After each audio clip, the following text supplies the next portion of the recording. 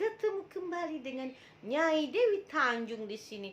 Nah teman-teman, apa kabar? Semoga teman-teman Nyai selalu diberikan kesehatan, panjang umur, rezeki, dan syukur alhamdulillah atas lindungan Allah Subhanahu wa taala, atas kekuasaan, atas kasih sayang Allah Subhanahu wa taala. Sampai detik ini Nyai masih sehat walafiat dan masih hidup. Jadi teman-teman bukan ketemu hantunya Dewi Tanjung ya, ini manusia ya. Di sini Nyai mau membahas 3 hal sekaligus. Borong, ya kan? Pertama, Nyai mau mengatakan kebodohan kadrun yang ngefans banget sama Dewi Tanjung. Mungkin di setiap helaan nafas dia tuh ada Dewi Tanjung. Dia lagi tidur, kadrun mau tidur. Ingat Dewi Tanjung, kadrun mau makan. Ingat Dewi Tanjung. Jadi di otak mereka tuh hanya Dewi Tanjung. Akhirnya mereka buat fitnah murahan yang nyampah di YouTube dan media sosial bahwa Dewi Tanjung tuh meninggal. Tapi Nyai maafkan mereka itu yang menghujat dan mencaci maki. Nyai maafkan, tapi tetap memakai jalur hukum. Nyai sudah melaporkan beberapa akun YouTube yang menyebarkan berita hoax tersebut. Nah, lalu yang kedua, Nyai akan membahas tentang Anies Baswedan, gubernur DKI yang gagal menyelesaikan penyebaran COVID-19 di DKI. Dan sekarang gubernur seiman ini, Anies Baswedan, mau membangun tugu peti mati di Sunter. Aduh, Anies, kau gak bisa kerja, kau mending lengser aja lah, kau mundur aja. Daripada kau ngabis-ngabisin anggaran di tengah masyarakat yang lagi susah. Bayangkan aja, lebih baik kau kasih uang itu untuk masyarakat makan. Kemarin kau bilang akan kasih sembako. Hah? Cuma berapa kali doang. Hanya beberapa tempat, abis itu gak ada, ngomong doang kau ini. Kau jadi gubernur aja gagal, apalagi mau cita-cita jadi presiden. Gak mampu kau jadi presiden, jadi gubernur aja kau gak mampu. Ya, dengar tuh Anies. Ya. Lalu juga mana sekarang itu yang namanya dana Formula E, kemana uangnya? Tenggelam begitu aja. Ingat ya Anies, apapun yang kau lakukan, satu hari nanti kau akan pertanggungjawabkan di hadapan Allah Subhanahu wa taala. Ingat itu Anies Baswedan. Nah, Nyai mau membahas tentang polemik Puan Maharani dengan masyarakat Sumbar. Kontroversi ucapan semoga Sumbar menjadi provinsi yang mendukung Pancasila dari Puan Maharani masih berlanjut. Ya kan? Ya, menurut Nyai ucapan Mbak Puan ini nggak salah. Biasa aja itu mah. Karena bukan hanya Sumbar aja yang akan diharapkan untuk mendukung Pancasila. Seluruh provinsi yang di bawah negara Republik Indonesia harus mencintai dan mendukung Pancasila. Jadi bukan hanya Sumbar. Mungkin maksudnya Mbak Puan itu ya, dia lebih menekankan lagi karena pasca Pilpres 2019 itu kan gesekan benturan itu terlalu keras di Sumbar.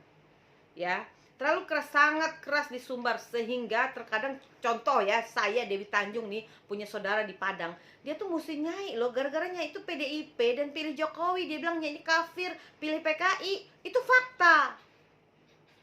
Bayangkan aja Jokowi itu sekarang udah jadi presiden RI loh, tapi mereka masih membenci loh Jokowi. Mereka masih benci Jokowi. Ya karena apa? Katanya sih gubernurnya PKS ya, tapi ya berapa kali gubernurnya PKS ya nggak ada hasil apa-apa tuh di Sumbar. Biasa aja. Nyai lihat Sumbar itu nggak pesat-pesat amat. Di Sumatera itu Sumbar itu yang paling lamban, ekonominya, pembangunannya paling lamban dibanding provinsi-provinsi lainnya ya. Itu fakta ya, faktanya itu ya. Kenapa? Karena terlalu fanatiknya di situ. Jadi terkadang ini nggak boleh, itu nggak boleh, ini serba ini nggak boleh, ya kan? Tapi ya udah, urusan mereka lah. Dia nggak tinggal di sana, bodo amat lah. Mau berkembang kayak mau membangun pesat kayak bodo amat, karena kan Nyai nggak tinggal di sana. Nyai kan tinggalnya di Jakarta. Walaupun Nyai itu ada darah dari Sumatera Baratnya ya, tapi nggak banyak ya, sedikit aja lah kayaknya darah itu, paling hanya 30%. Nyai bukannya sombong gitu, Nyai itu bangga punya darah Sumatera Barat. Tapi ada beberapa sifat dari orang Padang ini Nyai nggak suka. Contoh ya nih ya, nah, kok den aja tahu ke kalian ya orang Padang iko yang nak den suko mana, beko kok keluarga mak den datang ke rumah den ya kan, bertanya kan den bilang ke kawin lah, lagae ka kali dah. Lah punya apa kau lah kayu kalon lo. Tuh bayangkan tuh. Nah, kapan kamu menikah lagi nih? Punya anak lah cepat. Udah tua lah kamu nih, Heng. Udah punya apa? Kamu udah kaya belum? Itu nggak suka kalau ketemu sama orang-orang keluarganya yang dari Padang itu. Makanya menghindar gitu loh. Kalau mereka datang lebih baiknya nggak ketemu mereka. Kalau mereka mau ketemunya paling sogok dulu pakai duit biar diem. Nah,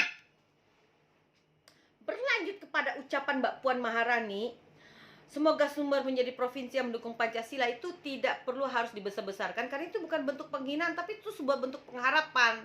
Jadi kepada politisi yang menggoreng-goreng masalah ini, kalian yang cerdas, kalian nggak suka sama PDIP ya silakan, tapi cerdas objektif dong. Jangan mentang-mentang oh ini menghina apa kalian goreng-goreng, itu namanya kalian sama aja bodoh. Kalian nggak bisa membedakan yang mana yang namanya pengharapan dan penghinaan. Ini kan harapan, bukan penghinaan. Di mana letak penghinaannya? Kalau mau penghinaan itu langsung kepada sukunya. Ini pengharapan. Jadi pemuda-pemuda dari Padang yang katanya mau melaporkan Mbak Puan tuh kalian terlalu lebay menurut Den nggak ya? Kalian tuh terlalu lebay. Kalian tuh masih ketek, sok-sok gadang-gadang, sok-sok jadi orang batua pintar mana kalian tuh. Belajar lagi yang cerdas gitu loh. Kapan-kapan kalian ketemu sama Nyai deh biar agak sedikit cerdas sedikit ya kalian berpikir supaya apa? Bisa bedakan mana penghinaan, mana yang pengharapan. Sedikit marah, tersinggung. Terlalu sensitif kalian ini, tau nggak? Ya boleh kita membela provinsi kita, bela daerah kita, boleh, itu hak kalian. Tapi tolong bedakan mana penghinaan, mana pengharapan. Ini kan bentuk pengharapan dari seorang Puan Maharani berharap Sumbar itu menjadi salah satu provinsi yang mendukung Pancasila. Itu wajar. Lalu kalian bilang, ingat dulu salah satu penggagas Pancasila itu dari Sumbar. Memang. Tapi ingat juga loh, Muhammad Yamin dan Bung Hatta itu bukan kadrun. Mereka punya jiwa nasionalisme yang tinggi sekali. Mereka sangat mencintai Pancasila. Mereka sangat mencintai NKRI. Ingat itu. Jadi kalian gak usah sensitif membangga-banggakan. Kalian aja belum tentu sehebat Bung Hatta sama sehebatnya Muhammad Yamin. Jadi kalian jangan, oh itu Muhammad Yamin dari, emang tidak ada yang bilang Muhammad Yamin atau Bung Hatta itu dari daerah lain. Memang mereka juga salah satu penggagas, tidak ada yang menghilangkan sejarah itu. Tapi mereka punya jiwa nasionalisme yang tinggi sekali kepada mencintai NKRI, sangat tinggi sekali. Kalau ini kan tidak. Kita lihat loh di Sumatera Barat itu mau kita dicaci maki gara-gara kita pilih PDIP, gara-gara kita pilih Pak Jokowi. Nyai aja dikafir-kafirin, dibilang PKI oleh keluarga Nyai yang ada di sana. Ya, nggak usah terlalu lebay lah kalian tuh, sikapi dengan bijak, dengan tenang, dengan kepala yang dingin, supaya kalian bisa menemukan apa sih sebenarnya makna dari bahasa seorang Puan Maharani. Nyai itu nggak bela Puan Maharani, nggak ada kepentingan juga Nyai sama Puan gitu loh. Walaupun satu partai, Nyai juga nggak disuruh, atau Nyai juga nggak begitu ada keuntungan untuk bela dia. Cuma Nyai mau meluruskan cara pandang kita bahwa kita memandang ini harus lebih objektif, lebih cerdas lagi, agar kita tidak salah mengartikan.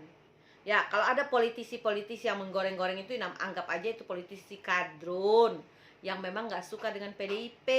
Ya, siapa tuh si hitam-hitam gorila itu siapa ya? Udahlah bodohnya, nggak tahu siapa namanya.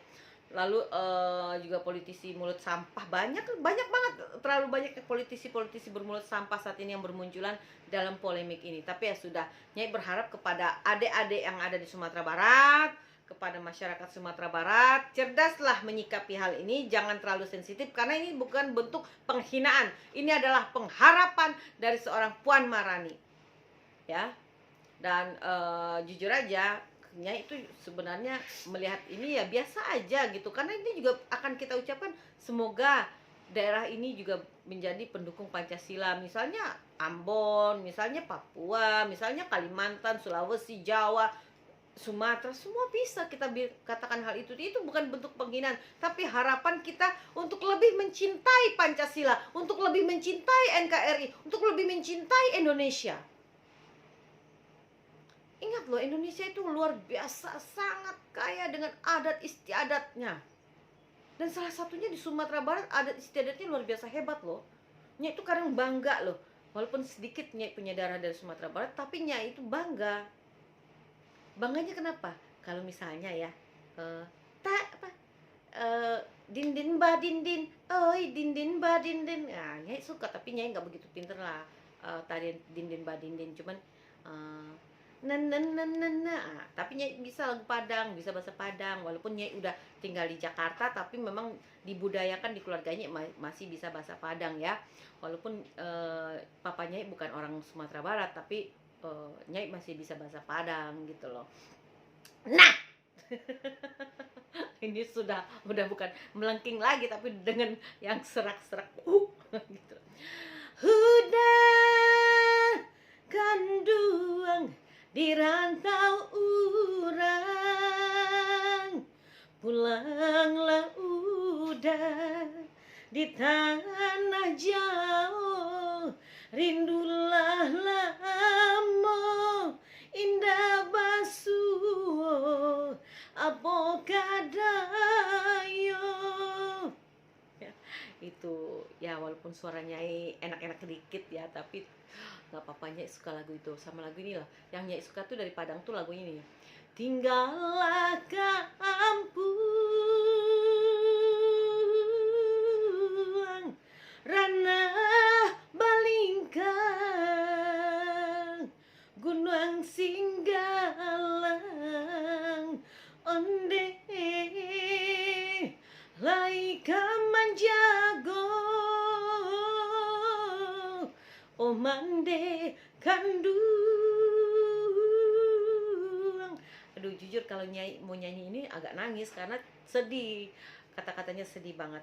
Nah, kepada saudaraku yang ada di Sumatera Barat, kalian anak-anak muda, cerdaslah kalian menyikapi semuanya. Ada cara yang lebih baik, itu bermusyawarahlah kalian. Tanyalah baik-baik kepada Mbak Puan maksudnya apa, itu tidak menghina ya. Tidak ada maksudnya Mbak Puan itu menghina orang-orang di Sumatera Barat. Nah, udah dulu ya teman-teman, karena bukannya apa-apanya itu masih ini apa, mukanya masih agak sedikit nyut-nyutan karena habis di feeling, jadi agak sakit-sakit gimana gitu lah ya kan. Oke teman-teman, terima kasih kepada saudaraku yang ada di Sumatera Barat. Cerdaslah dalam menyikapi segala hal, jangan mudah terhasut. Ingat, tetap bagaimanapun orang Sumatera Barat itu tetap bagian dari Indonesia, dan memang salah satu penggagas Pancasila itu dari Sumatera Barat. Itu kebanggaan kita, tapi juga kita harus bangga menjadi jiwa yang hidup dalam bermasyarakat dan bermusyawarah. Ya, kita harus punya jiwa persaudaraan. Jangan mudah dikompor-komporin hanya karena perbedaan politik dan perbedaan pilihan. Oke, assalamualaikum warahmatullahi wabarakatuh.